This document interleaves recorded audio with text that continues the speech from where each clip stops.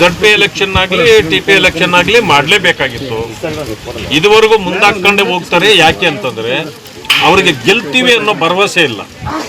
ಗೆಲ್ಲೋ ಭರವಸೆ ಇದ್ದಿದ್ರೆ ಬಹುಶಃ ಅವ್ರು ಮಾಡಿರ್ತಿದ್ರು. ಗೆಲ್ಲೋ ಭರವಸೆ ಇಲ್ಲ.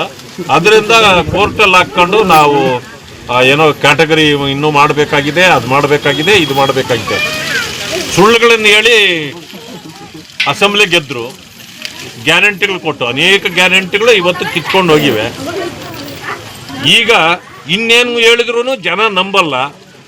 ಇನ್ಯಾವ ಗ್ಯಾರಂಟಿ ಹೇಳಿದ್ರು ಜನ ನಂಬಲ್ಲ. ಅದಕ್ಕೆ TP ZP ಅಲ್ಲಿ ಸೋಲ್ತೀವಿ ಅನ್ನೋ ಕಾರಣಕ್ಕೆ ಎಲೆಕ್ಷನ್ ಮಾಡ್ತಾ ಇಲ್ಲ. ಅವ್ರಿಗೆ ತಾಕತ್ತಿದ್ರೆ ಮಾಡಲಿ, ನಾಳೆ ಅನೌನ್ಸ್ ಮಾಡಲಿ. ಮಣ್ಣು ಮುಕ್ಕಿಸ್ತಾರೆ ಜನ. ಆ ಕಾರಣಕ್ಕೆ ಚುನಾವಣೆ ಮಾಡ್ತಾ ಇದ್ದಾರೆ. ಗ್ಯಾರಂಟಿಗಳಂದ್ರೂ ಒಂದು ಗ್ಯಾರಂಟಿನೂ ಬರ್ತಾ ಇಲ್ಲ. ಅಭಿವೃದ್ಧಿ ಕೆಲಸ ಇಲ್ಲವೇ ಇಲ್ಲ. ಬೇಸಿಗೆ ಬರ್ತಾ ಇದೆ, ಯಾರಿಗೂ ಕುಡಿಯೋಕ್ಕೆ ನೀರುಗಳು ಸಿಗೋವಂಥ ಪರಿಸ್ಥಿತಿಯಲ್ಲಿಲ್ಲ. ಮೇವುಗಳಾದರೂ ಕೂಡ ದನ ಕರುಗಳಿಗೆ ಮೇವುಗಳಂತ ಪರಿಸ್ಥಿತಿ ಇಲ್ಲ. ಎಲ್ಲ ವಿಧದಲ್ಲೂ ಬರೀ ಲೂಟಿ ಮಾಡೋದು, ಆಸ್ತಿಗಳು ಮಾಡ್ಕೊಳ್ಳೋಂಥ ಕೆಲಸದಲ್ಲಿ ಎಲ್ಲ ಕಾಂಗ್ರೆಸ್ನ ನಾಯಕರು ಮತ್ತು ಮಂತ್ರಿಗಳು ಇದ್ದಾರೆ. ಬೆಂಗಳೂರು ಸುತ್ತ ಎಷ್ಟು ಸಾಧ್ಯನೋ ಅಷ್ಟು ಲೂಟಿ ಮಾಡ್ತಾವ್ರೆ. ನಿಮಗೂ ಗೊತ್ತಾಗ್ತಾ ಇದೆಯಲ್ಲ, ಶಿಡ್ಲಘಟ್ಟ ಕಡೆನೂ ಬಂದು ಎಲ್ಲ ಖರೀದಿಗಳು ನಡೀತಾವೆ. ದೇವನಹಳ್ಳಿ ಸುತ್ತಲೂ ನಡೀತಾ ಇದೆ.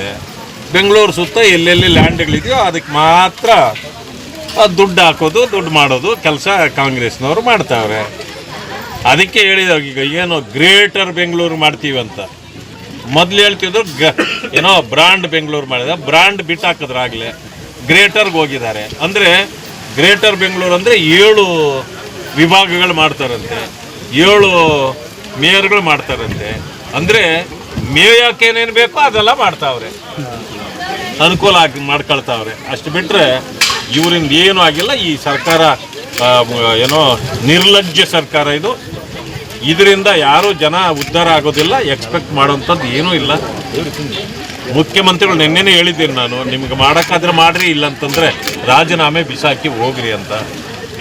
ಇದು ಎಲ್ಲ ಮಂತ್ರಿಗಳಿಗೂ ಕೂಡ ಇದು ಅನ್ವಯಿಸ್ತದೆ. ಆದ್ದರಿಂದಾಗಿ ಇದು ಸತ್ತ ಸರ್ಕಾರದ ಬಗ್ಗೆ ಹೆಚ್ಚು ಮಾತಾಡಿ ಪ್ರಯೋಜನ.